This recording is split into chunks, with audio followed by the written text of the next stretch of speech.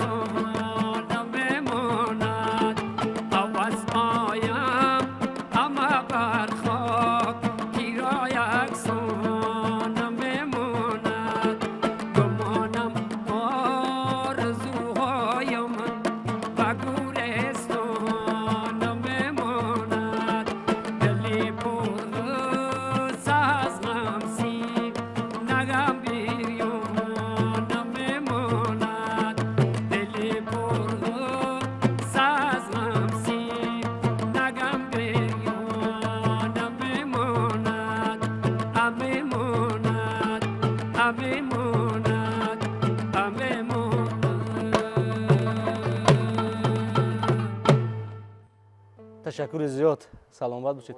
صدای شما خسته نباشد. و شما در کلوار ایجادیتان باز یک ترانه دارید در وصف تاجیکستان بخشیدید که مردم سربلند تاجیکستان این سرود رو بسیار دوست می‌دارند، پیوسته گوش میکنند. من میخواستم که از طریق همین سرود چیزی میگفتید. ما اگرچه هر سالی که تاجیکستان میایم و مرا همو فضا و مردم همزبانم در تاجیکستان امو میر محبتشون مرا آنقدر وادار میسازد که من قلم بگیرم و با دیگه شعر بسازم. ازی تقریبا یک 8 روز است که آمدم اینجا. بخیر برنامه های کنسرتی داریم. باز ما امی میر محبت و امی چند موسیقی یک رشته است در تاجیکستان که فضایی در کل آزاد داره. باز یک شعری نو تحریر کردم، بازی را با دوستان میخوانم. بیننده های عزیز تلویزیون شهنواز نیز البته منتظر هستند که این ترانه را شنیده باشند. این سفر از ملکی افغان آمدم، ای دیدنی دیدار جانان آمدم، ای دیدنی دیدار جانان آمدم.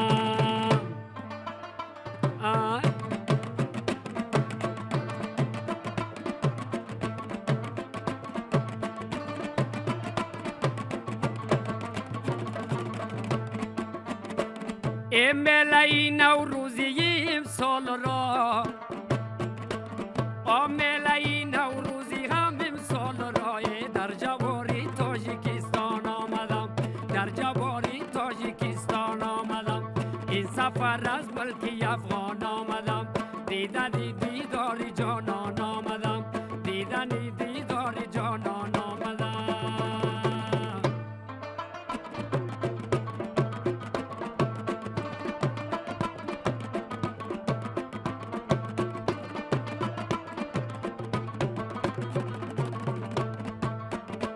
ای از قدومی نکیان عالی جناب، ای خطه اسماعیل سامانی را، خطه اسماعیل سامانی را، در بلاد اهل سامان آمدم، در بلاد اهل سامان آمدم. دیدنی دیدار جانان آمدم، دیدنی دیدار جانان آمدم.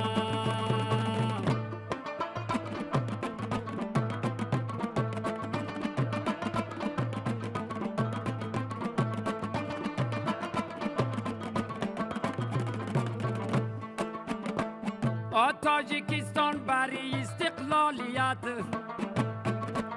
امام مبارک باد گویان آمدم، ای خانه اجداد و نیاکان ما، روز نوروز است میمان آمدم، روز نوروز است که میمان آمدم. این سفر از ملکی افغان آمدم، دیدنی دیدار جانان آمدم، دیدنی دیدار جانان آمدم، هی دیدنی دیدار جانان آمدم. بهترین ترانه بود و البته این بار نخست از تلویزیون موسیقی تاجیکستان شهنواز صدا می‌دهد و این لطف و این مرحمت و این سفری که امروز شما به تاجیکستان کردید و باور دارم که سفری با برار می شود. بیشتر مشاهده میکنیم که سرود و ترانه های شما در هوای دوتار صدا می‌دهند. میگفتید که این چه شهد دارد سراییدن سرود و ترانه های مردمی با این نوع اسباب موسیقی؟ اینا یک صدای خاص و یک سوز خاصی در دل دارد. غیچک، دمره و طبله یک ساز محلی است که از قدیم در محلات چوپانا از دم به مال یا گوسپندم بدون از این میتونن که بخوانن، یا دهقانا در سر زمین میتونن که بخوانن. چنی از پدر ما از پدر کسبیستم. پدرم امرای دایره و امی دنبوره میخوند. ما بسیار خرد بودم. وقتی که ما امی سرودای خلقی را زمانی که از مکتب برآمدم به مرکزا رفتم، سرودای خلقی را یک بار دو بار که در جشن‌ها و محفل‌ها خواندم، ما دیدم که مردم هم شوقی از این موسیقی است. اگر نه موسیقی اصیل انقریب در کشور ما مرده بود. موسیقی اصیل مرده بود. از یک طرف فضای جنگ است، از یک طرف فضای ناامنی است، خستگی است، جگرخونی است، و از طرف دیگه موسیقی های مثلا چیزای نو آمد.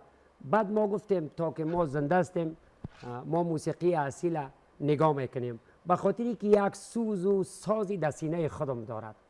صدای دمبره یا صدای غیجک، موسیقی خلقی وطن بسیار یک موسیقی بالاست. در سرود و ترانه های شما جای دارند آن سرود و آهنگ هایی که بیشتر از فولکلور یا اینکه سرود و ترانه های مردمی ملت تاجیک یا اینکه هنرمندان تاجیک سرایده شده باشند؟ بالعموم حافظای تاجیکستان، هنرمندای تاجیکستان همگیش مردمای بسیار خوش اعلان هستند، بسیار خوش آواز هستند و شعرهای بسیار بالا را میخوانند، شعرهایی که معنا و مفهومی بسیار بالا داره. همه مردم در محافلا، در تویا، حتی بچهای حافظای که فعلا خواننده هستند در افغانستان بسیار گوش میکنن، خودشون هم میخوانن این سرودها را. بله بسیار جای داره ما بین مردم. سالانی زیاد است که شما هنرنمایی میکنید و بیشتر سرودهای شما با صدای طبیعی زمزمه میشوند، هم نوازش ها زنده هستند هم صدا طبیعی است. چی گوارایی دارد با صدای طبیعی زمزمه کردن سرود؟ شما فکر بکنید یک صدایی که او از سینه طبیعی میبراید، این رو همه مردم واضح میداند. سوز از درون سینه وقتی که میبراید که او را زنده مردم میشنوند، او کیفیت خاص دارد، او در دلای مردم چنگ میزند. از یک طرف شعر، از یک طرف آواز. قسمی که حافظ صاحب گفته ای مطرب از گفته حافظ غزل نغز بخوان تا بگریم که زیادی طربم یاد آید. یک جایگاه خاصی دارد. تشکر زیاد. جهان سپاس به خاطر تشریف در تلویزیون موسیقی تاجیکستان. قدم های شما فرخنده باشد و البته با سفرهای دیگر ما صحبت ها خواهیم کرد. تلویزیون شاهنواز منبر سرود و ترانه های اصیل است و مردم تاجیکستان که مردم مهمان نواز هستند و تاریخ و تمدن گذشته ما نیز این آیین نیک را پاس می داشتند. میگویند که درخت دوستی بینشان که کام دل ببار آرد، نهال دشمنی برکند که رنجی به شمار آرد. بله، انا همین درخت دوستی است، انا همین رشته مهر و محبت است و با اطمینان کامل می توانیم ابراز داریم که همین رابطه های فرهنگی جمهوری تاجیکستان با جمهوری اسلامی افغانستان یک فضای مساعدی را بهر اهل هنر و اهل صنعت فراهم می‌آورند تا اینکه در آینده باز هم سرود و ترانه های مرغوب تولید بیابند و اهل هنر ما توانند که یک رابطه دوستانه میانی هم داشته باشند. خوش آمدید بار دیگر. تشکر. به امیدی که همگی سلامت باشند. یک تاجیکستان آزاد و مستقل و فرخنده و شگوفان همیشه باشند. تشکر زیاد. جهان سپاس. و تماشابینان عزتمند یادآور میشیم که هم صحبت ما بودند هنرمند از جمهوری اسلامی افغانستان میری مفتون. در همینجا صحبت ما به انجام میرسد. همیشه سربلند و موفق باشید و با برنامه های تلویزیون موسیقی تاجیکستان شاهنواز بمانید. خیر.